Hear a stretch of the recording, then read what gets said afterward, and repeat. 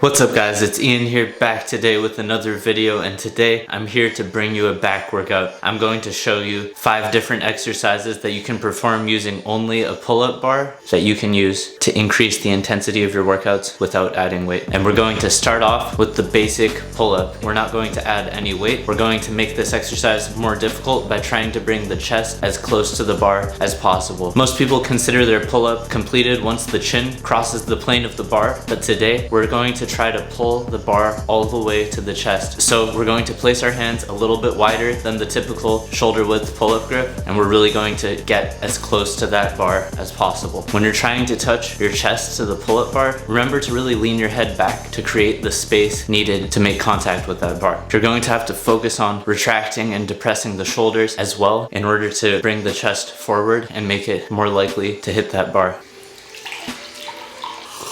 On that second set, I performed the chest to bar pull-up with my thumbs on the same side of the bar as my fingers. I found that this made it a little bit easier to get closer to that bar. I was only able to make contact on the first 5 repetitions if you look closely, but on the last 3 repetitions, I got pretty close to the bar. The main objective is really just to pull your shoulder blades back and together and to get as close to that bar as possible, increasing the range of motion on this exercise. Performing the chest to bar pull-up can be a good option to increase the difficulty level of your pull-ups if you don't have access to additional weights or a dip belt. Next up is going to be the one hand L-sit hold. We're going to perform this exercise for time. Let's see how far I can get.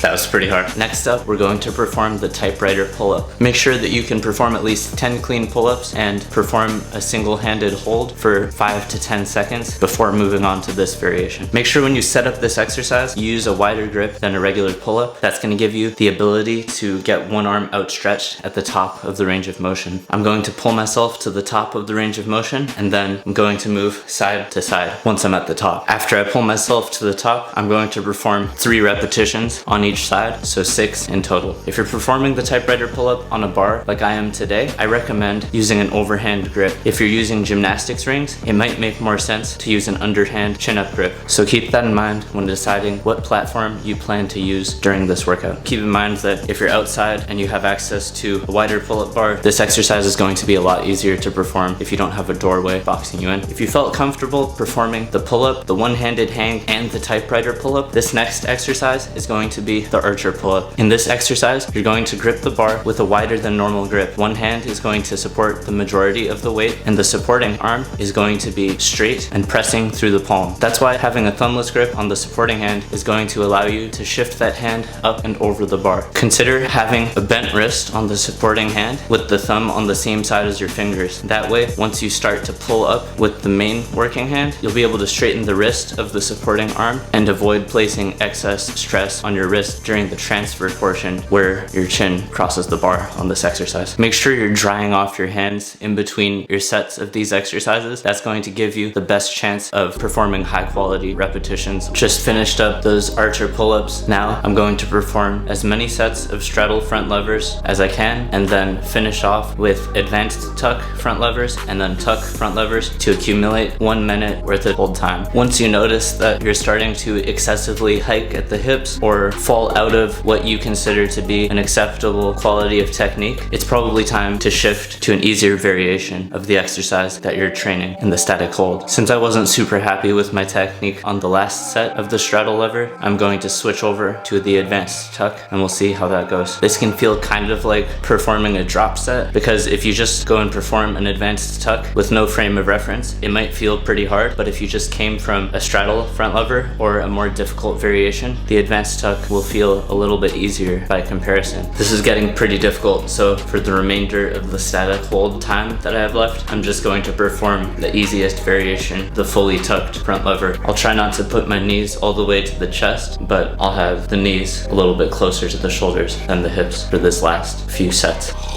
That's all for today's workout. Hopefully some of these exercises can allow you to make your back training more intense without the addition of weights or other items. Thank you for taking the time out of your day to come and watch this video, and as always, have a good day.